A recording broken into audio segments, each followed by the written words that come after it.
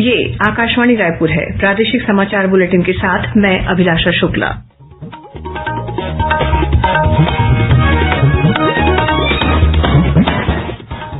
अब पेश है आज के मुख्य समाचार। जल जीवन मिशन में कथित गड़बड़ी को लेकर विपक्ष ने सदन में किया हंगामा। मंत्री के जवाब से असंतुष्ट विपक्षी सदस्यों ने सदन से बहिर्गमन किया। छत्तीसगढ़ विधानसभा में चालू वित्तीय वर्ष के लिए करीब 4,143 करोड़ रुपए का तृतीय अनुपूरक बजट पारित किया गया। राज्य सरकार ने शासकीय सेवकों से पुरानी पेंशन योजना का लाभ लेने या एनपीएस में बने रहने के लिए 5 मार्च तक अनिवार्य रूप से विकल्प देने को कहा। और भारतीय सेना में जेसीओ तथा ओआर पद पर भर्ती के लिए 15 मार्च तक किया जा सकता है ऑनलाइन रजिस्ट्रेशन।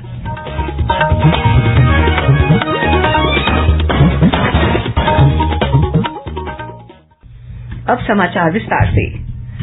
राज्य विधानसभा में आज जल जीवन मिशन में गड़बड़ी के मामले पर विपक्ष ने सदन में जमकर हंगामा किया। प्रश्नकाल में भाजपा सदस्य रजनीश कुमार सिंह ने यह मामला उठाया। विपक्षी सदस्यों ने आरोप लगाया कि अभियान के तहत निर्माण में कमी पाई गई है और पाइप भी खराब क्वालिटी के लगाए गए हैं। जवाब में लोक स्वास्थ्य यांत्रिकी मंत्री गुरु रूद्रकुमार ने कहा कि बिलासपुर में जल जीवन मिशन के कार्यों में अनियमितता की शिकायत पर जांच कराई गई है और अधिशासी अभियंता को सस्पेंड कर दिया गया है। लेकिन विपक्षी सदस्य मंत्री के जवाब से संतुष्ट नहीं हुए और उन्होंने जिम्मेदार अधिकारियों के खिलाफ मामला दर्ज कराने की मांग की। मंत्री ने जब इससे इनकार कर दिया तब विपक्षी सदस्यों ने सदन से बहिर्गमन कर दिया। वहीं सदन में आज पूर्व मुख्यमंत्री डॉक्टर रमन सिंह के साथ कांग्रेस सदस्यों ने भी अनियमित कर्मचारियों के नियमितीकरण के मुद्दे पर सरकार से सवाल पूछा। इस पर मुख्यमंत्री भूपेश बघेल ने अपने लिखित जवाब में बताया कि इसके लिए गठित की गई कमेटी कार्रवाई कर रही है। अब तक 24 विभागों से अनियमित कर्मचारियों की जानकारी मिल गई है, जबकि 22 विभागों से अब तक जानकारी नहीं मिल पाई है। उन्होंने कहा कि नियमितीकरण के संबंध में प्रक्रिया चल रही है, लेकिन ये कब तक होगा, ये समय सीमा बता पाना संभव नहीं है। छत्तीसगढ़ विधानसभा में बजट सत्र के दूसरे दिन आज चालू वित्तीय वर्ष के लिए प्रस्तुत करीब 4,143 करोड़ रुपए का तृतीय अनुपूरक बजट पारित कर दिया गया। इस अनुपूरक बजट में पेयजल, सड़क, स्वास्थ्य, सिंचाई, आवास, भूजल संरक्षण, आजीविका, औद्योगिक प्रशिक्षण, कस्टम मिलिंग सहित विभिन्न मदों में अतिरिक्त राशि का प्रावधान किया गया है।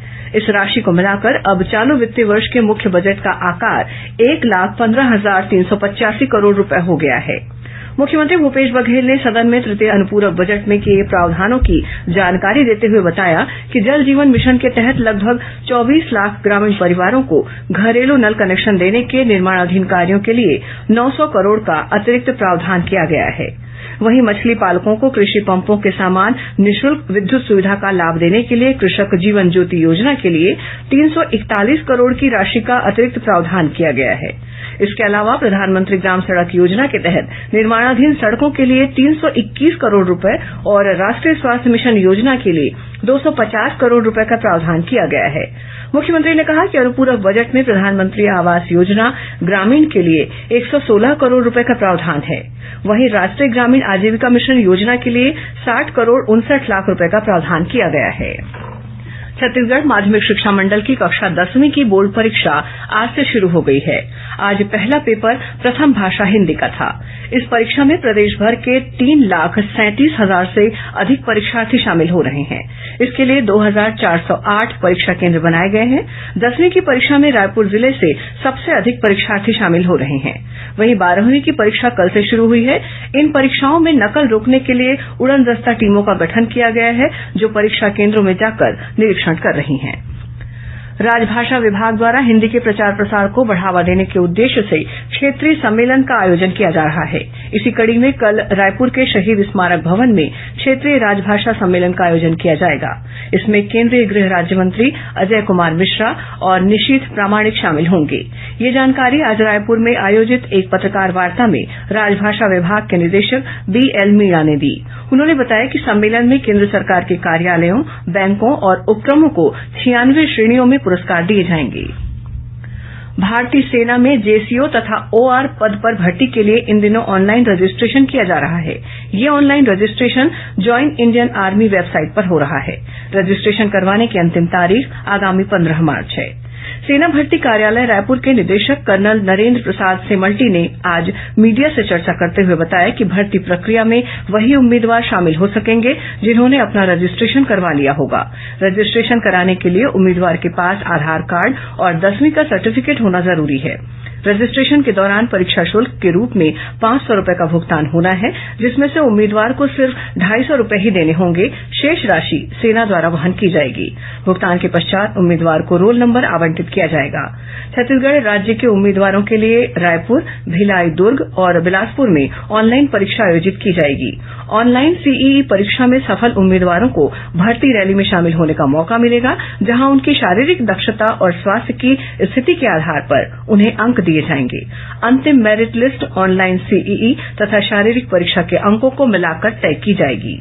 सेना भर्ती कार्यालय ने सभी इच्छुक उम्मीदवारों को आगाह किया है कि ये भर्ती प्रक्रिया पूरी तरह से निष्पक्ष है और इसमें किसी भी तरह का बाहरी हस्तक्षेप संभव नहीं है, इसलिए वे किसी भी दलाल के चंगुल में न फंसे।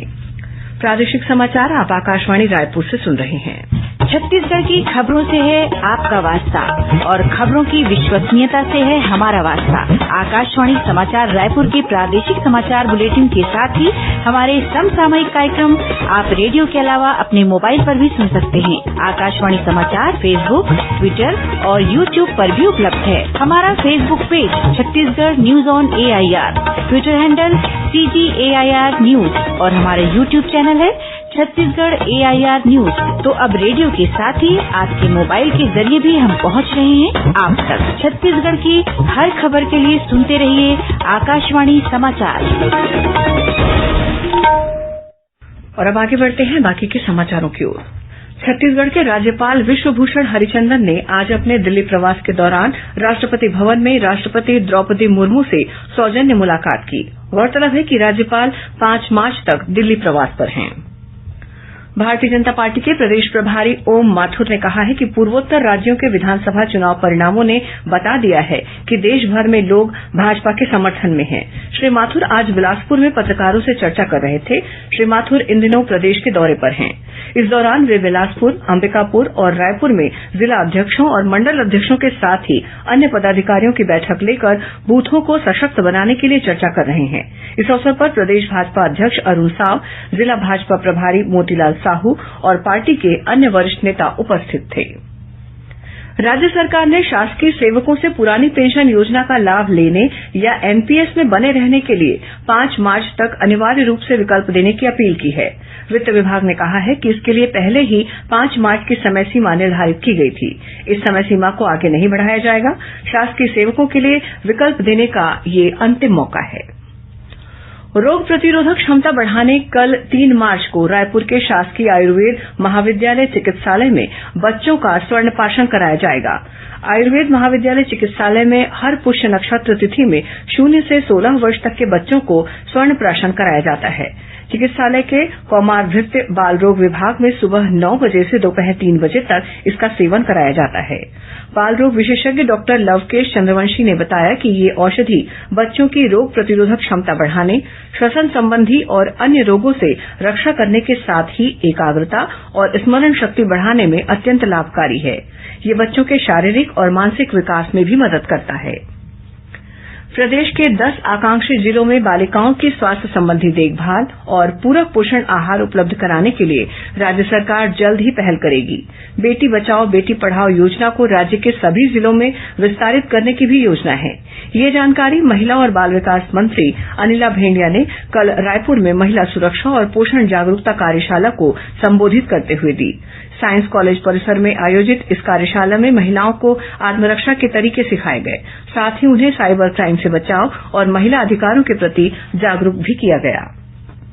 होली के अवसर पर दुर्ग, बिलासपुर और गया, पटना के बीच यात्री ट्रेनों में होने वाली भीड़ को ध्यान में रखते हुए एक होली स्पेशल सुपरफास्ट ट्रेन चलाई जाएगी।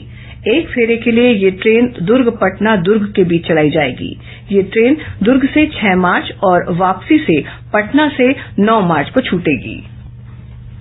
मुख्यमंत्री भूपेश बघेल से कल रायपुर स्थित उनके निवास कार्यालय में सोलो साइकिलिस्ट आशा मालवीय से सौजन्य मुलाकात की। मुख्यमंत्री को सुश्री मालवीय ने बताया कि वे महिला सुरक्षा और सशक्तिकरण का संदेश लेकर भारत की साइकिल यात्रा पर निकली हैं। उन्होंने बताया कि अभी तक वे 9 राज्यों में 9,600 किलोमीटर की दूरी तय कर 10वें राज्य छत्तीसगढ़ में पहुंची हैं। छत्तीसगढ़ के क्षेत्रीय राजवंश विषय पर राष्ट्रीय शोध संगोष्ठी कल से रायपुर के महंत घासीदास स्मारक संग्रहालय में शुरू होगी।